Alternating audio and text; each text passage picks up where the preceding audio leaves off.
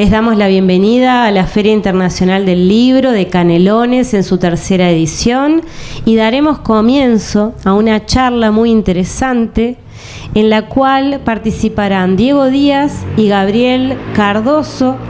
Vamos a estar hablando de el octavo día, un nuevo mundo. Así que bueno, ese nuevo mundo se empieza a desplegar a partir de este momento. Cuéntenos un poco cómo surge este proyecto, cómo lo encararon. Recién me hablaban de un importante trabajo en equipo que está detrás de estas obras. Así que bueno, la palabra es de ustedes. Bueno, muy bien, ¿se escucha así? Buenas tardes. Lo primero que arrancamos, que veníamos hablando de eso antes de empezar, es que es un proyecto que tiene su origen canario porque nuestra idea sale de una convención que hicimos en el 2016 que se llamaba Costa Comics, que fue en Atlántida, en la Casa de la Cultura. Hicimos 2 ediciones en Atlántida y después hicimos una tercera edición en Parque del Plata. Fue como un grupo de amigos que nos juntamos a mostrar un poco lo que es el material de la cultura pop, el tema del dibujo, el tema del cómic y también nos sirvió como para darnos a conocer un poco el tema de como artistas de acá. Si bien hemos venido trabajando hace tiempo, por lo general lo que nos pasa a nosotros es que somos artistas que trabajamos para afuera, no para Uruguay, sino que siempre es un trabajo que se hace para otros países. Entonces siempre pasa que el artista del mundo del cómic en Uruguay es más conocido afuera que adentro. Entonces, un poco la idea fue esa, empezar a hacer eventos en la zona para que se empiece a dar a conocer y generar un poco de público para presentar un producto nacional y que ya la gente lo estuviera esperando. Entonces, en esos eventos fuimos contando un poco lo que íbamos a hacer, contando un poco el proyecto de lo que era el octavo día, que era el primer libro, que es Camino a Gea. Y en enero del 2018 hicimos la presentación, que fue en Parque del Plata. Y bueno, el trabajo de ese libro es un trabajo en equipo, como decías. Somos, además del grupo de artistas, generamos y formamos lo que es una editorial independiente que se llama Costa Comics, donde nucleamos artistas de la zona y también artistas de otros países que trabajan con nosotros para poder publicar el material de manera independiente, sin trabajar ya con imprentas con editoriales ya establecidas, sino que es un trabajo más autónomo, donde hacemos toda la gestión nosotros, desde el trabajo de proceso, edición, maquetación, etcétera. Le voy a dar la palabra a Gabriel ahora para que cuente un poquito lo que es el proceso de trabajo a nivel artístico. Bueno, a ver. Yo, como dijo Diego, en realidad soy uno de los tantos artistas que trabajaron en ambos libros. Me tocó hacer varios capítulos en ambos de ellos. Y sobre el proceso de trabajo, no hay mucho misterio. O sea, se trabaja sobre un guión. Eso es algo que corre de parte de Diego, que fue el de la idea.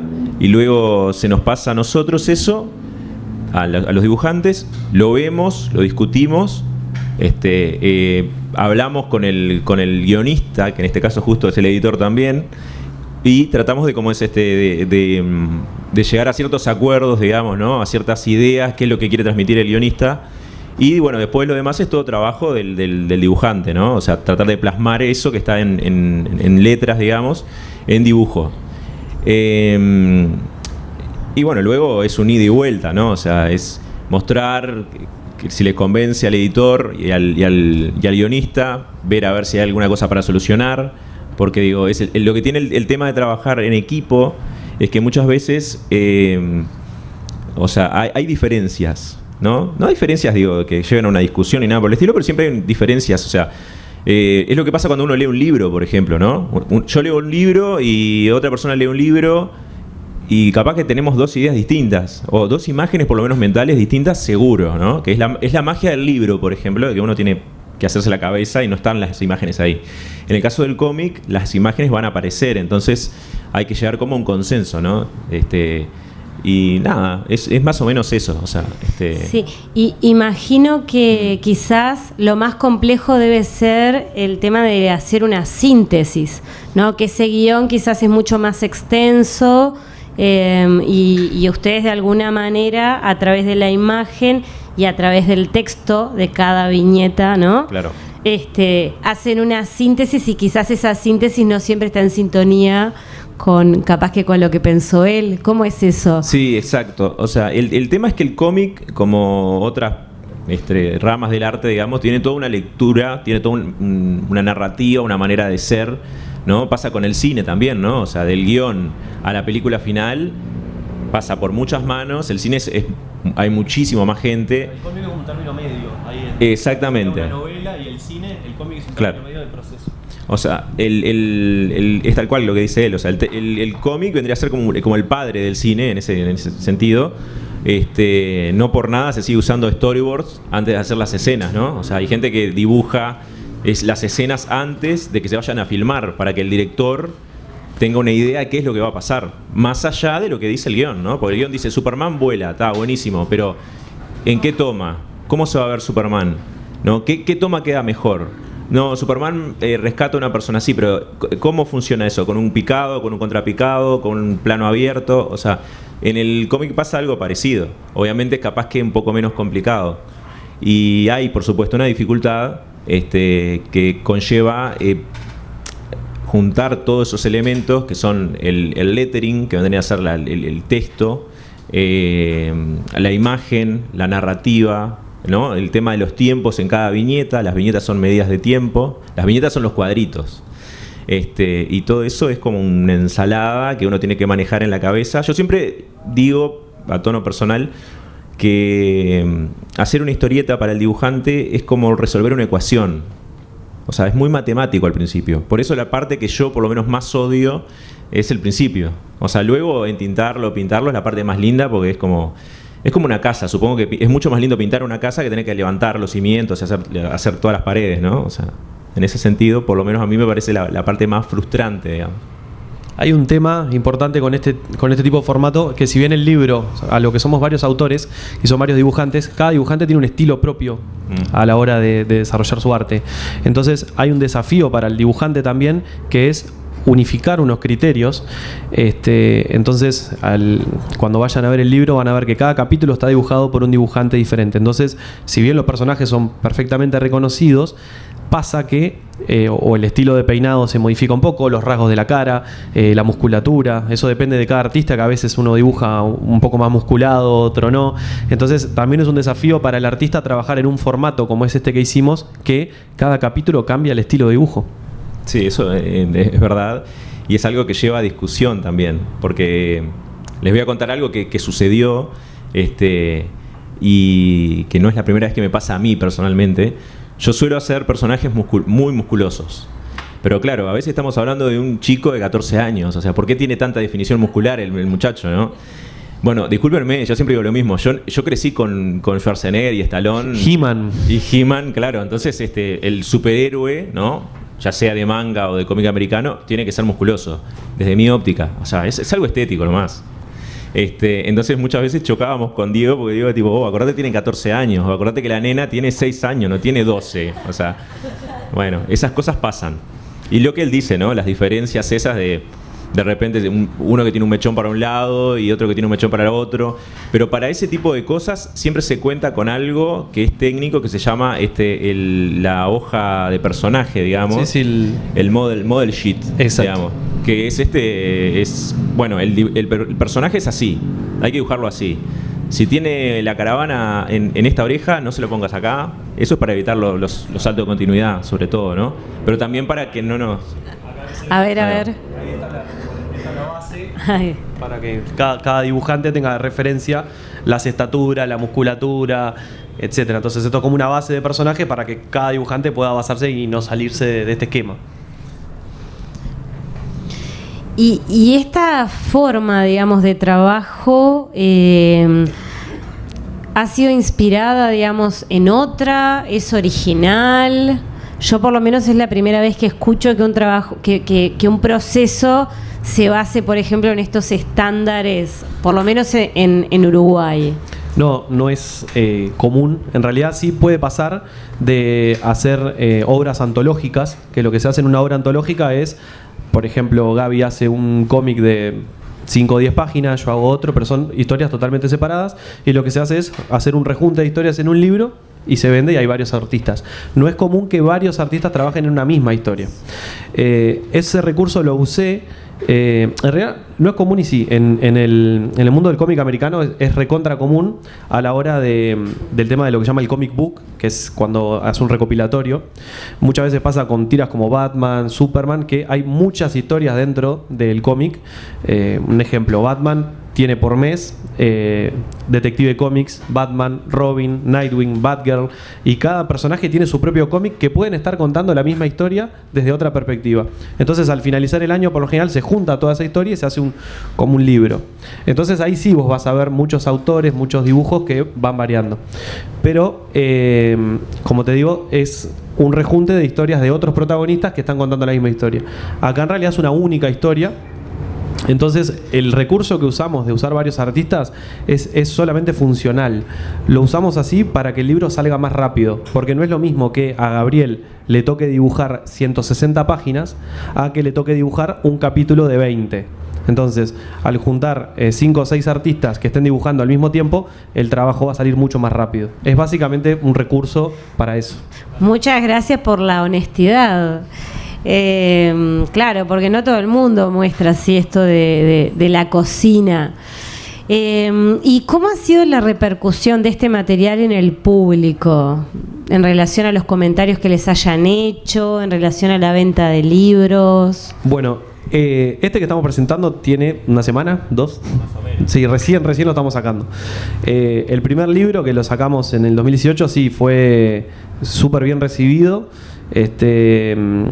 Lo presentamos en enero y bueno, de ahí se fue presentando en distintos eventos en Montevideo más que nada, y bueno, llama mucho la atención que era como el enganche que teníamos que decía cómic uruguayo. Entonces ya de por sí la gente que no es del palo está acostumbrado a ver cómic de otros lados. Entonces al ver un cómic uruguayo es como que llama bastante la atención y ahí ya es el primer acercamiento.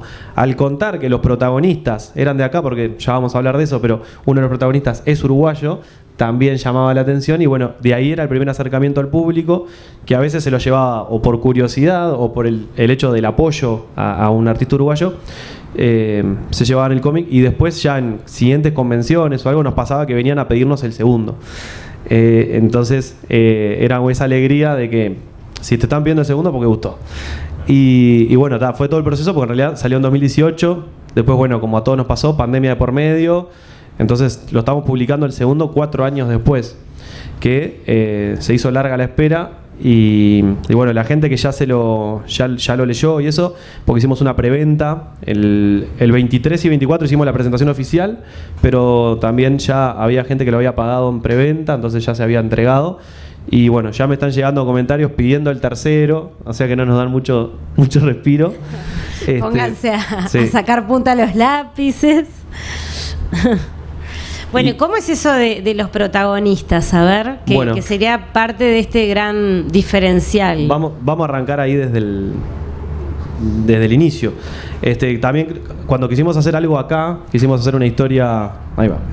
Quisimos hacer una historia de acá. Lo primero que hicimos fue pensar en algo que se sienta más cercano, pero tampoco queríamos caer en la idea de hacer una obra en Montevideo, en Canelones, dando lugares geográficos.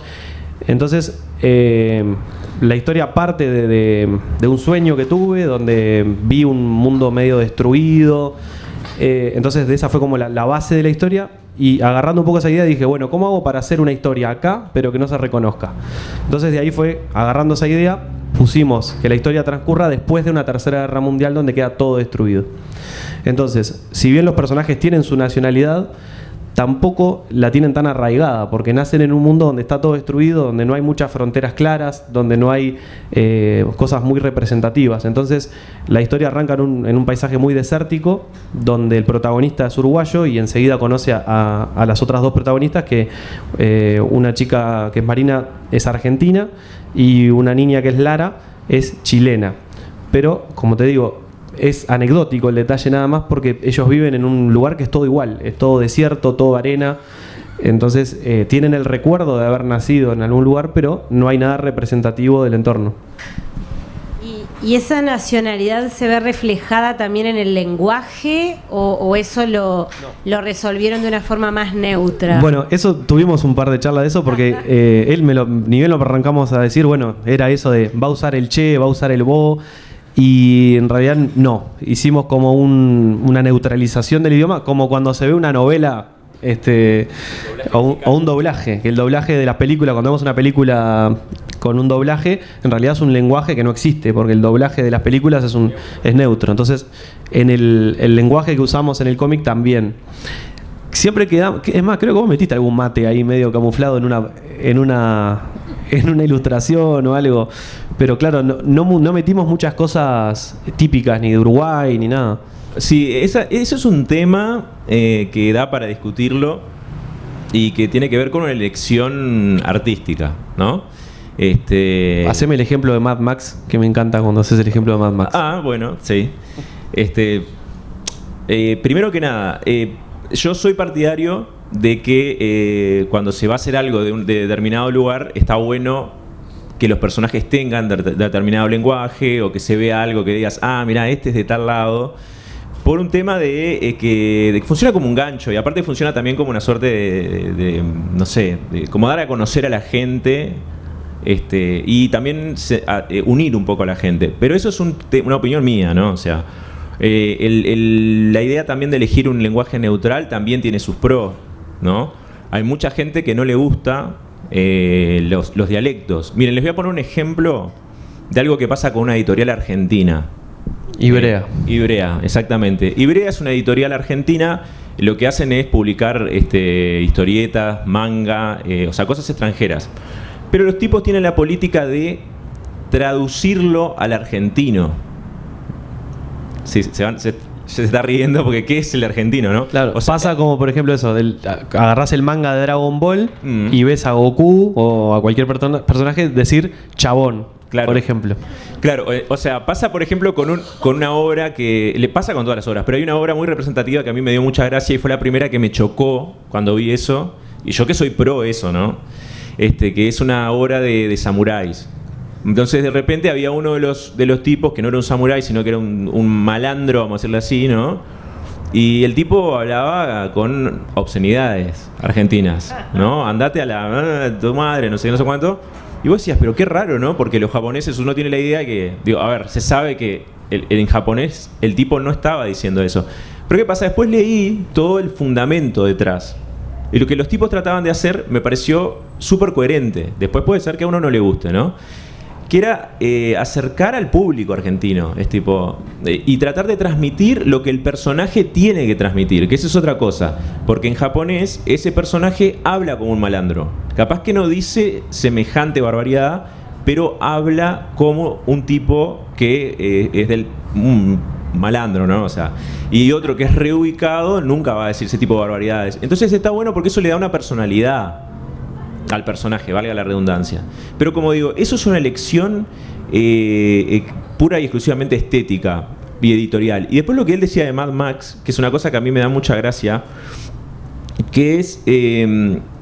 yo creo que se pueden hacer todas las historias en cualquier lado, ¿no? Cualquier historia uno puede agarrar y transponerla a cualquier parte del mundo. Y yo siempre pongo el ejemplo de Mad Max. No sé si alguien conoce Mad Max acá. Mel Gibson. Sí, Mel Gibson ahí, ¿no? El mundo posapocalíptico, los tipos en ¿cómo se llama? En autos raros y... Bueno, ¿qué pasa? Mad Max es una película que no transcurre en Estados Unidos. Nunca transcurrió en Estados Unidos. Yo de chiquito decía, mirá, Estados Unidos posapocalíptico, porque los yanquis te venden eso todo el tiempo, ¿no? Hasta que te das cuenta que hay un canguro muerto. Y decís, vos, pará. Bueno, primero el acento de los tipos era un inglés australiano. O sea, Mad Max pasa en Australia.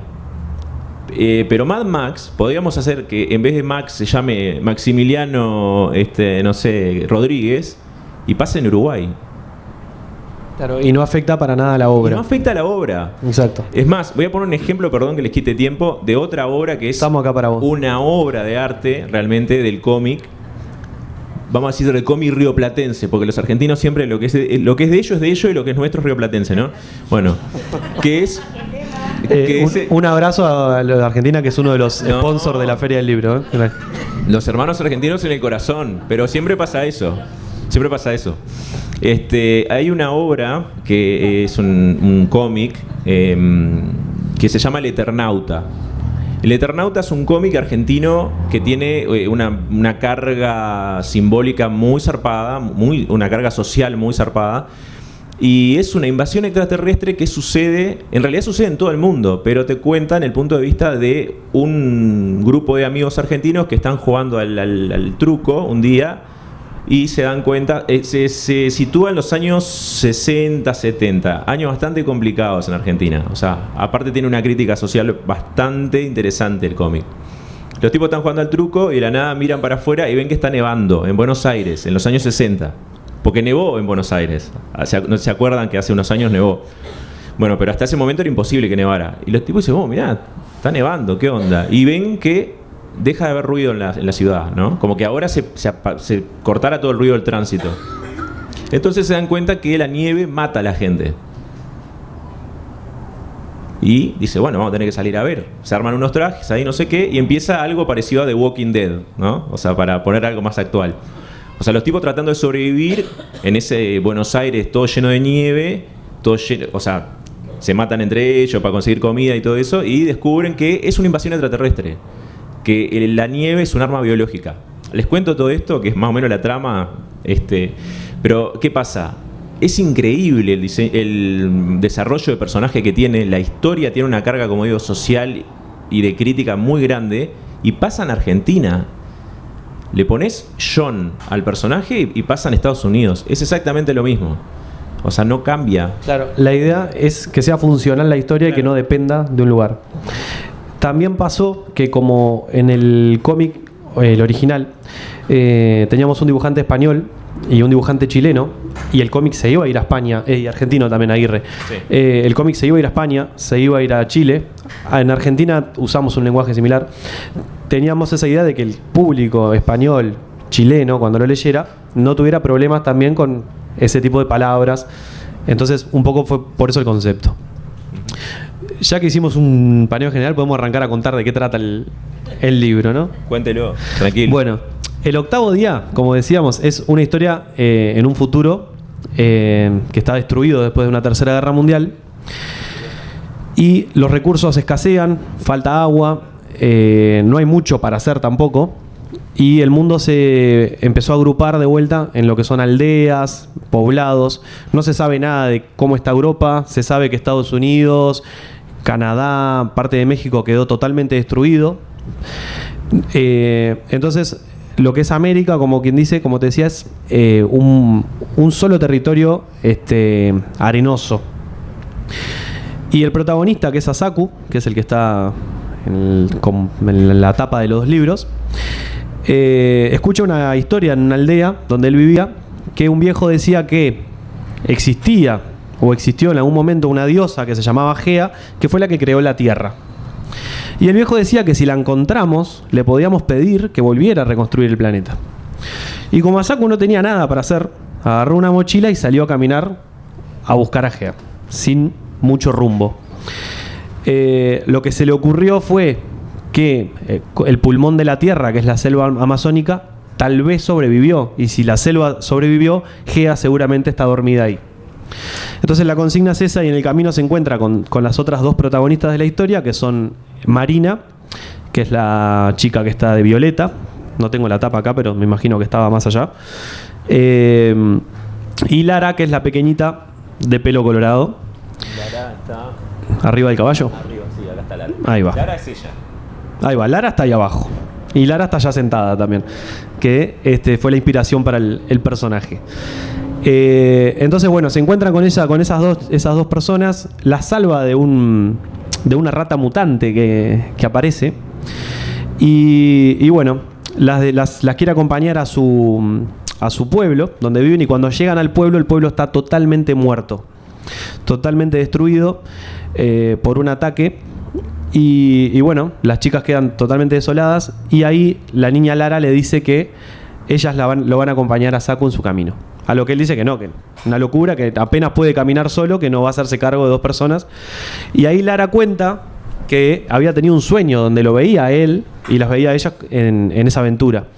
Se cuenta un poco también que Lara tiene poderes psíquicos y tiene como sueños proféticos.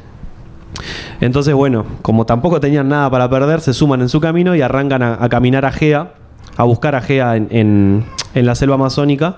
Y bueno, en ese camino se van encontrando con otros personajes que algunos van a ser de ayuda, otros van a ser obstáculos en la historia. Y sin darme cuenta, mientras escribía todo eso, me fui dando cuenta de la importancia que tiene también la historia a nivel ecológica y a nivel conciencia de dónde estamos. O sea, medio que lo hice de manera inconsciente, y después cuando terminé la obra y la leía y hablaba con mucha gente, me decía, pero esto está muy bueno porque es un mensaje de que todavía estamos a tiempo, de que podemos evitar llegar a ese futuro. Y un poco también ese es el camino que toman ellos, sobre todo el protagonista, de darse cuenta de que él nació prácticamente en ese mundo, pero que antes había otro mundo y que puede haber otro mundo diferente. Y aprender a vivir en eso, ¿no? Aprender a vivir en un mundo donde tenemos que respetar los recursos, respetarnos entre nosotros y empezar a valorar cosas que nosotros las tenemos como obvias, como es el tema de el agua, que ahora todos tenemos un vaso con agua, abrimos una canilla, tenemos agua, y es uno de los obstáculos del libro, el tema de la falta de recursos, por ejemplo el agua, la comida, bueno, la vegetación. Entonces, sin darme cuenta, me vi que había un potencial en todo eso que lo fuimos explotando un poquito más en el segundo libro. Y más allá de que obviamente la prioridad del libro es que es un libro de aventuras, un libro adolescente con personajes que tienen conflictos como cualquier otra historia adolescente, hay un trasfondo importante que es eso, es el tomar conciencia de dónde estamos y que todavía estamos a tiempo de cambiar muchas cosas y de evitar que llegara a eso. Y algo que no sé cuánto tiempo nos queda, pero me parece que me parece interesante también comentar es el tema de las influencias, ¿no? De dónde salió la influencia para hacer la obra, desde lo estético hasta la historia en sí. Él ya dijo que fue por un sueño que tuvo, pero yo no sé, decilo vos, porque si no me voy a pasar de atrevido y a decir qué te influenció a vos, ¿no? No, tranqui. Sí. Bueno, una cosa que tenemos en común con Diego y con los demás gurises que participamos en la obra es nuestro amor por la historieta en general, pero también por el manga, ¿no? El manga es el cómic japonés, ¿no? O sea, los dibujitos chinos, como le dice la gente. Y especialmente por Dragon Ball. Sobre todo Diego y los demás gurises. Yo crecí con Dragon Ball, es una de mis series de la infancia, pero no me influenció tanto a la hora de dibujar. Entonces digo, está bueno comentar eso. La influencia igual, obviamente, como decís, es a nivel más artístico. Sí, de igual manera, Akira Toriyama, que es el creador de Dragon Ball, tiene otra obra que se llama Sandland, que para mí sí fue una influencia, que muy en resumen, Sandland es una historia donde transcurre en todo un paisaje desértico y el protagonista anda en un tanque de guerra, algo así como Tangirl o ese estilo. Y bueno, me gustó mucho esa la parte de la influencia de que la historia se transcurra en un desierto, y de ahí fue un poco también la idea. Pero también tenemos mucha influencia para la parte de la historia de lo que es Avatar, el maestro del aire. O sea, no Avatar los de James Cameron, sino la serie animada canadiense. Sí. Que mucha gente cree que es o japonesa o yankee. Sí, pero Avatar es canadiense. Es buenísimo porque es un anime hecho por otra gente, ¿no? O sea, por no japoneses, digamos. Ahí va. Nosotros hicimos un manga uruguayo. Exactamente. Y también en el tema del manga hay una cosa que nos estamos obviando bastante, pero que es súper importante, que es el tema de las artes marciales. Dragon Ball es una historia, un manga de artes marciales, ¿no? Entonces, acá las artes marciales cobran cierta relevancia. Hay torneos, hay personajes que son extraños, que tienen vestimentas determinadas a su manera de combatir y todo eso. Que eso yo creo que más allá de Dragon Ball y todo, tiene que ver también con que nosotros somos gente de los 80 y, como digo, crecimos con Rambo y con Terminator, pero también con Van Damme y con toda la Karate Kid, con todas esas películas que te enseñaban que que la violencia solucionaba cosas. No, te enseñaban que si vos que te podías superar a vos mismo y cómo es y eso es un detalle importantísimo, que son dos aspectos, me parece fundamentales del libro, que son dos cosas. Una es la superación constante y otra cosa es el optimismo o la esperanza también, ¿no? Creo que son como los motores del libro, son la motivación a superarse y la esperanza en agarrarse de algo siempre. O sea, en este caso ellos se estaban agarrando una idea totalmente loca que nadie podía creer y bueno, ellos no tenían nada que perder, ya habían perdido todo y decidieron aferrarse a eso. Qué interesante. Les voy a hacer una última pregunta porque ahora sí ya estamos ahí sobre la hora. Una pregunta poniéndome un poco como en el pie de la gurizada, ¿no? ¿Cómo hicieron para aprender a dibujar así tan bien acá en Uruguay? Referencias, formación, imitación, porque, o sea, llegar a este nivel me imagino que debe haber costado un montón, ¿no? O sea, ¿cómo fue ese camino? ¿Qué se puede decir ahí? Justo la última pregunta es la que me lleva 2 horas contestarla, ¿no? Pero voy a hablar yo como dibujante y bueno, la influencia viene, en mi caso, de mi padre. Acá viene, pone una historia, una música, no tener una música triste, pues está de más la historia esta. O sea, posta, se viene la telenovela. Poneme Marco ahí que me muero.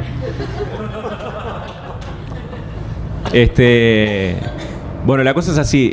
Yo no me crié con mi padre no me crió, me criaron mis abuelos y mis tíos. Yo soy salteño, pero el recuerdo que mi padre está vivo y me llevo bien con él, ¿no? Digo, no es que tuvimos... Sí, eso para el final, pues... No, mi padre me golpeaba, no sé qué, horrible, no. Bueno, la cosa es que de las pocas cosas que yo recuerdo de él y que él me dejó, era que el tipo dibujaba. Entonces, cuando iba a casa a verme, las pocas veces que iba, yo siempre le pedía que me dibujara algo. Entonces, mi mayor influencia para dibujar fue mi viejo. Que nunca me dio nada, mi viejo. Perdón, viejo.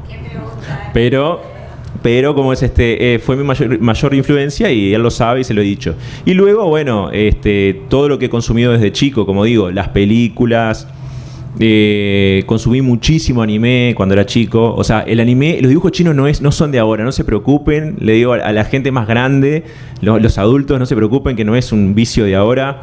En los 90 y en los 80 ya curtíamos eso y también nos miraban raros. Al revés, era peor, porque si leías cómic te miraban con pinta claro, de que... Ahora está bien visto. Ahora claro. Es como, qué copado, mirás anime o lees cómics. Cuando yo iba a la escuela, lo digo en serio, o sea, nos hacían bullying, porque ahora... Sí, claro, pero eso. Ahora ves a todo el mundo con camiseta de Batman, Superman, la Mujer Maravilla. Pero en mi época, medio que en el recreo, como si estuviéramos pasando estupefacientes, ¿viste? Nos pasábamos los cómics en los recreos entre nosotros para que no nos vean. No, y eras de bobo para abajo, ¿no? O sea, por no decir otras palabras. Y con el manga anime pasaba también eso de que estaba muy estigmatizado, la violencia, todo el contenido sexual, entre comillas. Y nada, entonces las influencias son eso, el cómic americano, mi viejo, el cómic americano sí, después editamos ahí, le metemos una música triste, posta, sí.